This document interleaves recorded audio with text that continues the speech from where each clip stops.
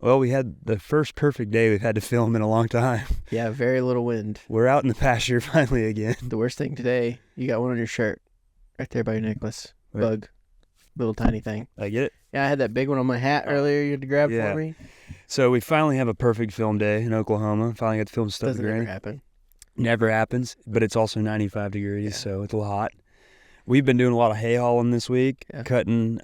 We had a bunch of triticale we've been cutting for silage for the cattle. All the new American flag wrapping. Got the new American flag wrapping, agzaga.com. Yep. They're running a special through Independence Day. Go get your patriotic net wrap through them, and you get an American flag Yeah, nice flag. sent with you for every roll you buy. Yep. Really awesome. So go check them out, agzaga.com.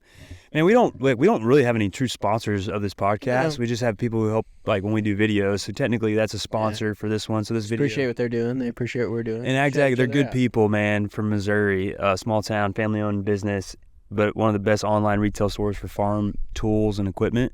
Go check them out, agzaga.com. We'll have Connor put it there. Jared, he's the man. He drove out and dropped off our net wrap for us. Right on. Yeah, so they're a really cool company. But I love the flags are all made in the United States. It was important then to partner with somebody whose company is American owned if they're going to do the American flag. So all the flags that they sell to the customers or give to the customers are American. A nice flag. I was running through the field with it. You were. It looked good in the video. We can have Connor throw that in real quick. Yeah. Yeah.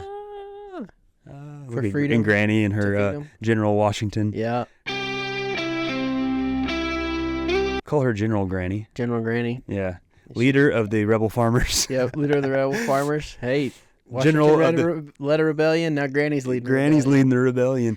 General of the North Pasture. Protector of the North Pasture against the South Pasture. That's Longhorns. Oh, man. Well, how you doing? You doing good? I'm doing good, man. Just a little hot, but I can't complain. Well, it's getting that time of year, summertime. Yeah, it's gonna be a toasty one. That's for sure. It is. We got our favorite months coming up in June. Oh yeah, June. Yeah. It's my wife's birthday month. It is. That's why it's my favorite month.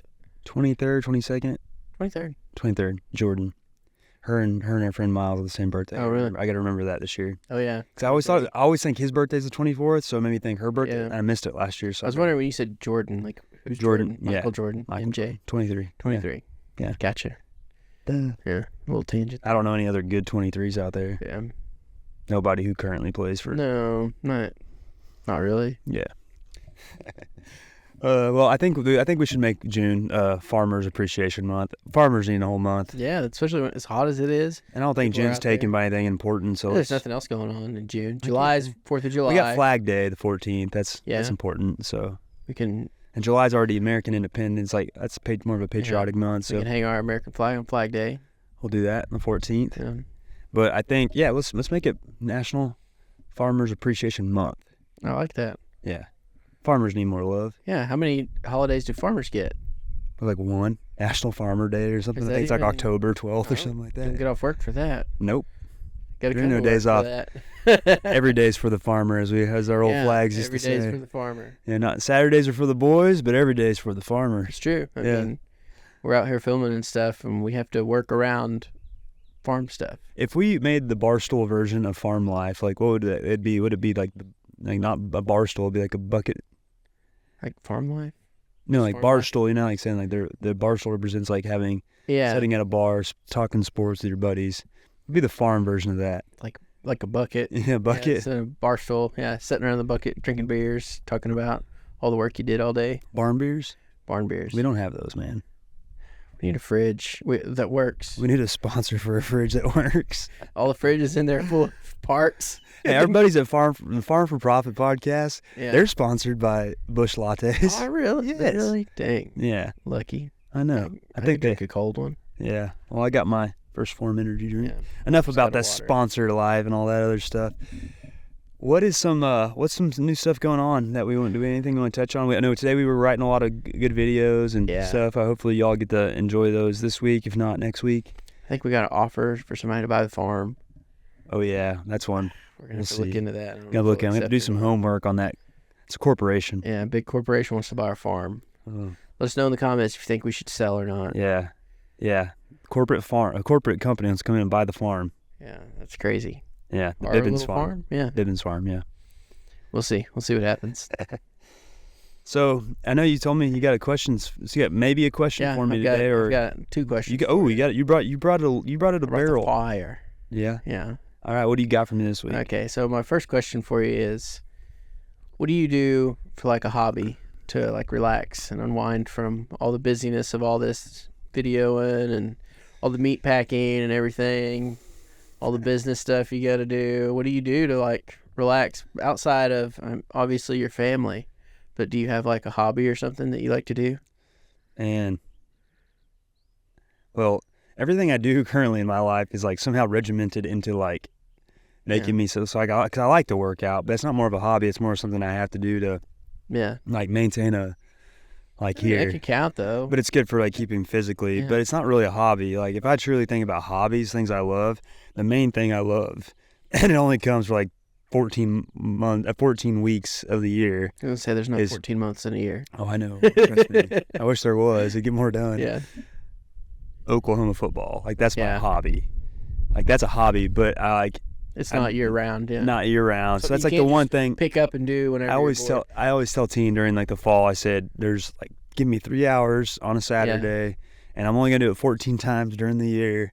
But even when we get busy, because I think this fall coming up, we have a speaking engagement on one of the games. We have, I mean, now we're working. We sponsor the Oklahoma Breakdown podcast. Didier Ranch does, and we have stuff in the making of potentially working with, just working during football season involved around Oklahoma football. So that could keep us busy too. And so I don't know, but that's one thing I've always loved keeping up. I love sports, but I haven't kept up with them. My main thing I really do love, if I can get a moment, sit down and watch movies. Yeah. Movies have always been, why I went to acting, why we do what we do, why we script and sketch everything out. Movies that lit that fire. Movies are that's my true hobby / passion, storytelling and movies. Have you watched any good movies lately? Actually, could be an old one, new one. It's so hard to get time to watch a movie. Get to watch. It's so hard once you become a family man. I watched half a movie the other night. Me and my wife fell asleep, and it finished, and so then we had to start the other half after the kids fell asleep and finish the other half of it. Man, I've watched a couple lately because Teen let me introduce her to the National Treasure movies. And she's never seen those? I love those movies because I love history. Yes. I love movies. I love maybe not conspiracy theory but I love the tie-in of that. And I love Nick Cage is a guilty pleasure actor for me. He's so good. He is truly so underappreciated, especially by our generation. Oh, I know. People make fun of him and stuff. He's a joke. I think he's great. But if you look at his filmography and what he's done, he truly is one of the most successful actors of the last 50 years. And everyone's like financially bankrupt. Who knows what really goes on with that stuff. There's a lot of stuff that goes on, but the dude is one of the best at his craft. Yeah. So that was fun. And then she made me watch a rom-com. We watched Anyone But You. That Glenn Powell, Sydney Sweeney one. Mm-hmm. I'm not a big rom-com. I like the old Glenn Powell. I like the old rom-com Matthew McConaughey days when he would do those. But honestly, the best movie I've gotten to watch in a long, long time. I watched one the other day, and it's slipping my brain right now. What was the name of that movie? And I thought it was that was a TV show. I watched Fallout. That was a good show. Fallout was good. Yeah, I like that show. That was a good just fun to watch a show. I think sometimes, we go so much that it's good to escape and to find stuff. And I think some people find what we do as an escape from things. Yeah, 100%. And that's why we do it, honestly. Our whole thing was initially when we started all this, hey, people are going to go to social media to be entertained now and get lost. Yeah. And let's help them remind them of the fun parts of farming and this way of life, country life. And let's remind them hey, you can learn stuff from this, or hey, we can kind of poke fun at certain things going on in the real world. But this is all coming from a fictitious place. So that's always been the driver behind our stuff. Is it honestly probably because of my passion for movies and that hobby. But I told you the bugs, man. Bugs. They love the red shirt, the red jacket too. Well, that's a good question. I like that one. Yeah, that was my easy question too. That was a good question. Well, then now I'm gonna follow up your question because these are always good. Yeah. These are always good clickbait teasers too. So this maybe worked. What's your favorite movie? If you could name just one off the top of your head. One off the top of my head, I gotta go with Forrest Gump, definitely. We were just talking about that, yeah. Yeah, Forrest Gump. it's Bull Durham's right up there with it, but Forrest Gump, man, just all the history, like you were saying about National Treasure and loving history and stuff. I just feel that way. It's not all real, but they throw him into History, scenarios, yeah, and just the stuff that goes on and all the big events that he's involved with throughout the movie. My so good. I've got to pee. Had about 15 Dr. Peppers. Or is that, I got to go to the bathroom? I can't remember exactly how that line goes. Yeah, there's so many one-liners from that one. Yeah. Lieutenant Dan. Yeah, like that's that. I love that. When I was a kid, that was a cool movie because, I had put him in these historical places. I really loved that movie. Tom Hanks did a great job. He didn't go full, committed to that role, so that was good. Yeah, Forrest was a great character. He was just a genuine dude. Yep. And just happened to be in all these historic places, meeting presidents and the war and ping pong. Yeah, ping pong. Yeah, man. He met a bunch of presidents, didn't he? Through the thing, he met JFK. He met Nixon, right? Or Johnson. He probably met Nixon too. Yeah. Well, he's an All-American. That's why he met JFK. All-American. That's when he drank all the Dr. Peppers. And that boy can run. It's like you and your videos. You can run. And not in real life though. And then he came for when he got shot in the butt. Yeah, that's right. I got shot in the butt. That was, I think it was Nixon, right? I think so. Yeah. That was funny. That's a good movie. It's a good one. I introduced him to that one too. Do you have a favorite movie? Dude, just like one on the top. Yeah, I mean, honestly, that's one of those, for me, it is a very loaded question, too. I could have picked like 20 movies. But I mean, I think that one stands out, so. If you go category, whatever, just on overall, like, one of my favorite movies is 12 Angry Men, and a lot of young people won't get that. But 12 Angry Men, seen that. It's one of the best, the great cast, and the original one from, like, 1957. Mm-hmm. Henry Fonda is the lead. But dude, you want to talk about, because it talks about the struggle of humans' nature, of like sometimes we'll just choose the easy path. Like this guy was guilty, so like 11 of them like he's guilty, so we can get out of here. About a jury? Is that what 12? Yeah, okay. It's all set in the jury room. Really? Yeah, and Henry Fonda's the only one who's like, I don't quite buy that this guy's guilty. And then he gets by the end. I mean, I don't know if you haven't seen it, but it's like it's been around for a while. He gets everybody to switch, and then even he starts struggling with, well, what if I got everybody to switch and this guy is guilty, Yeah. So it's really it's a good movie about like the human struggle of like truly listening and understanding a situation, and then like putting your own personal stuff aside. Like what would you do in that situation? Well, one guy's like trying to make the Yankee game his tickets, and so it's like that's really cool. So that's one of my favorite movies. That and The Godfather, like classic. I have a deep. That was a good tangent we went. You gonna warm me up? Now you're gonna now I'm coming. Take me down. Deep question here. Okay. Are you afraid to die? No. About 4 years ago, I would have been. And the hardest part now, not being afraid, or like to say that, is like being a dad now, because you don't want to like leave them behind. Yeah. Don't leave them behind. But I'm not fearful to die, because I believe where I'm gonna go. Yeah. And then I've always. It would have been longer than that, not 4 years ago, but where I really accepted it was about 4 years ago. When we started having our success in this, actually, is when right before that is after my hip surgery and all that. But I remember reading a book in college. I was going through a really hard time in college. It was right after I got to OU. Went through like some like personal stuff, and I read this book called Proof of Heaven. Yeah, I've heard you talk about that book. And one of the greatest books that changed my life.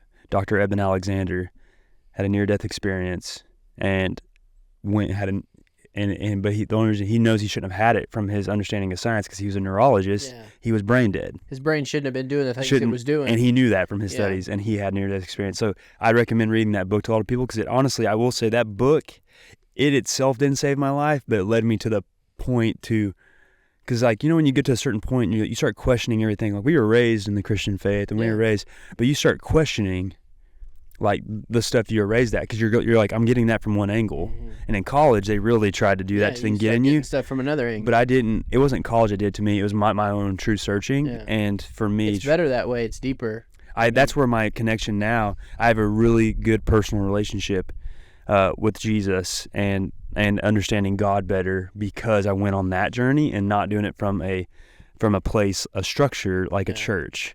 And that's where I feel the strongest now in my faith, to answer your question. And that's why I don't fear death. Yeah. Because, I mean, there's only one person we need to fear, and that is God.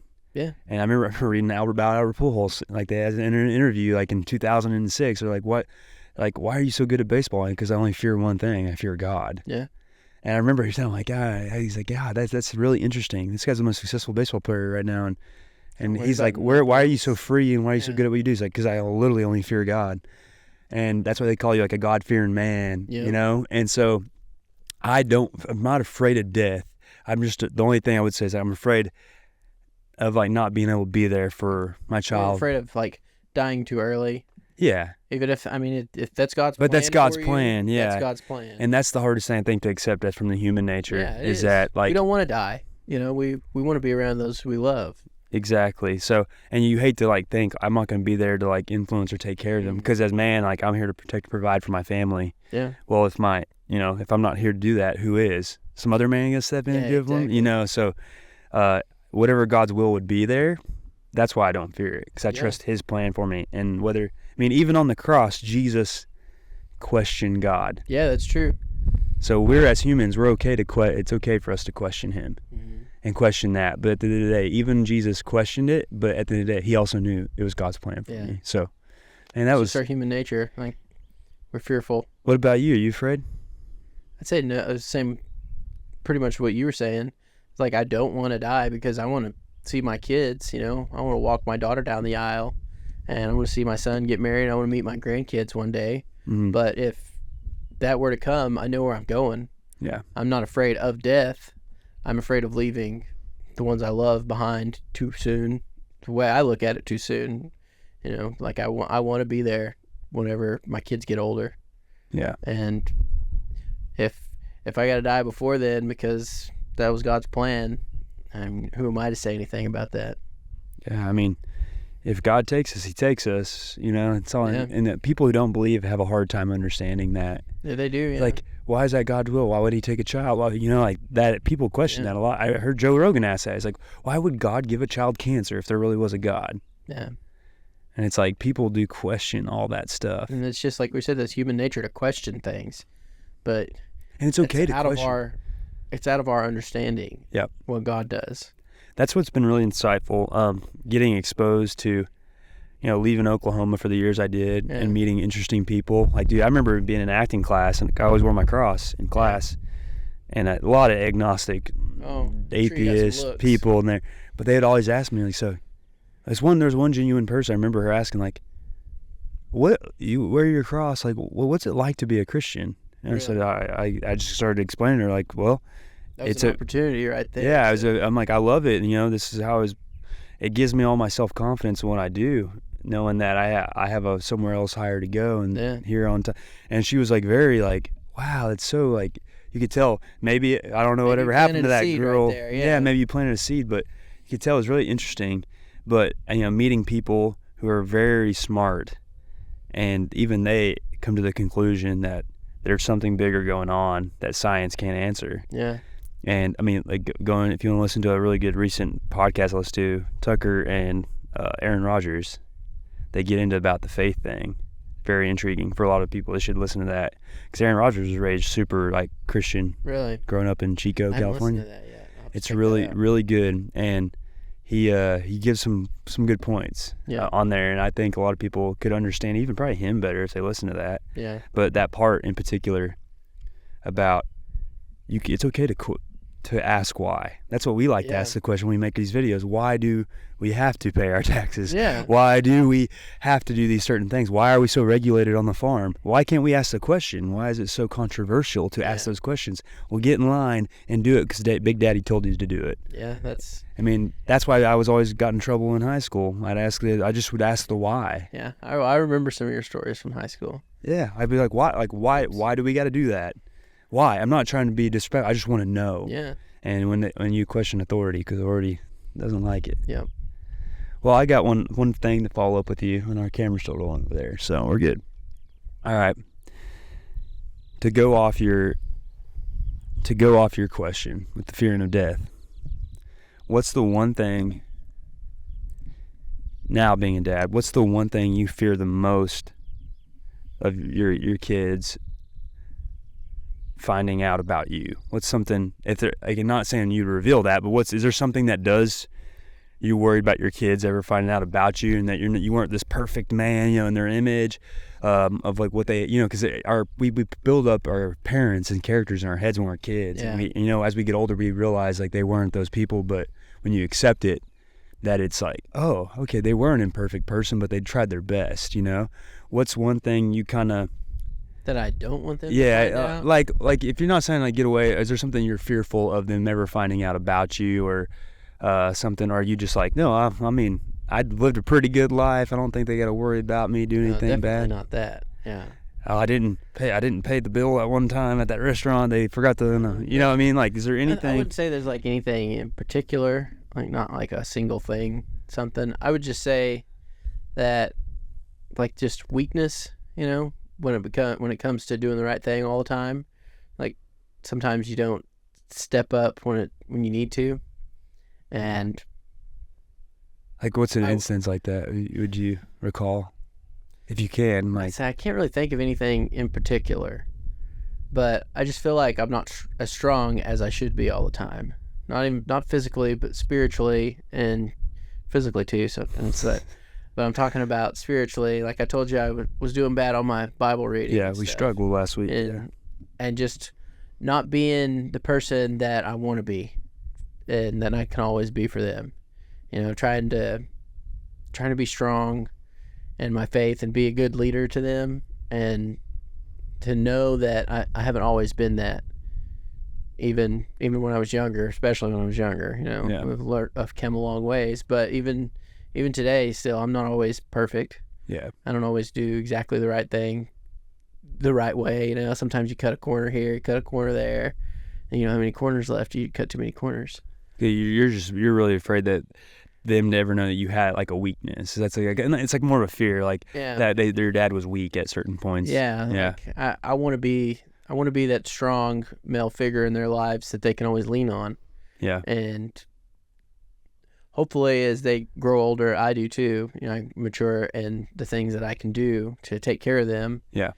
Because, I mean, we all need that, and I want to be that for them, and I don't want to fail as they get older. Yeah, no, like you're the example for them. So you need to set the example of not being weak. Yeah. Because we live in a time with a lot of weakness. Yeah.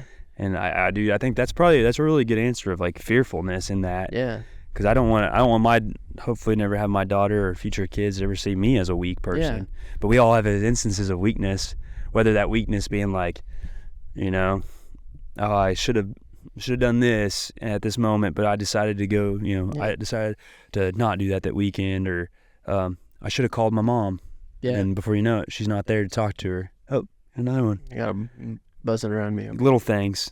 The little things like that add up, and it's like we got to set the standard. Yeah, I just want to do the best I can and continue to improve on that.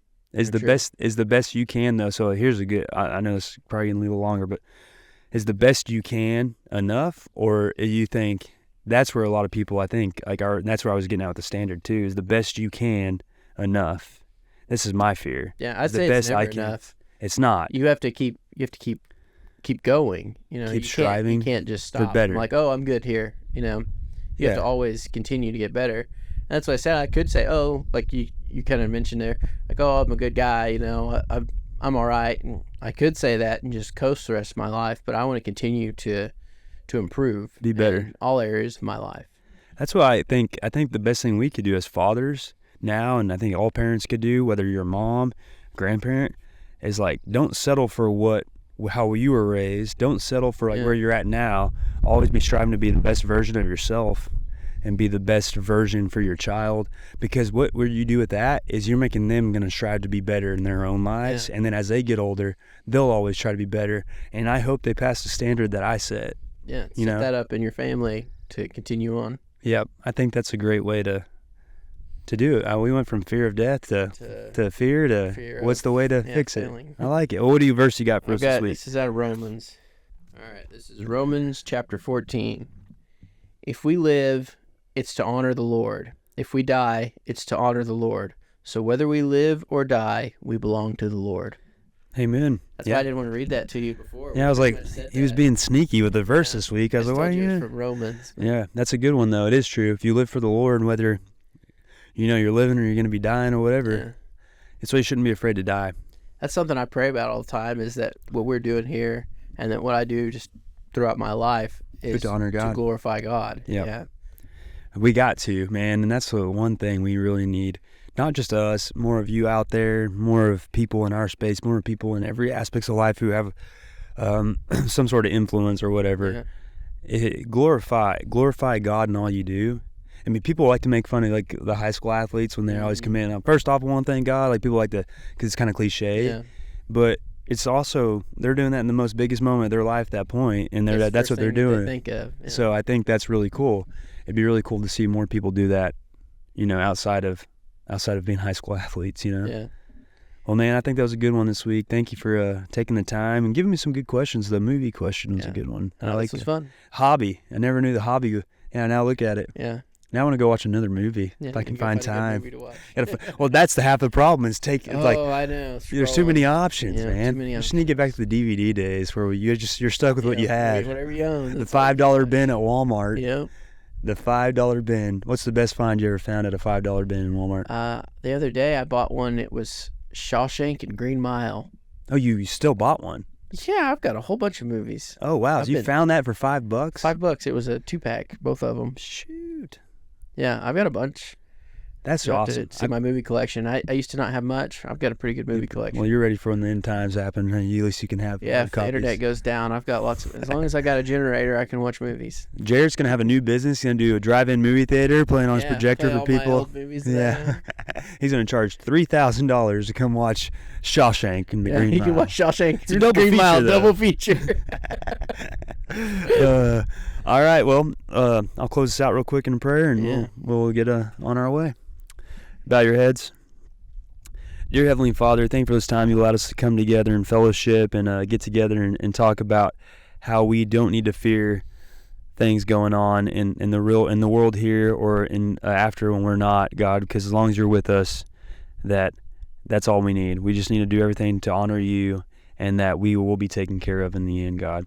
Thank you for giving us this time as brothers here to come together and talk about you and talk about life and talk about our own struggles and the things that we can do to better our lives, and allow us to always use this platform that you've given us to uplift you and uplift others and to show that you're the way, God.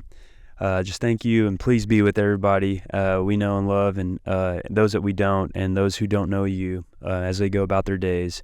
And hopefully everyone will come to know you in the end. We love you with all of our hearts. In Jesus' name we pray. Amen. Amen.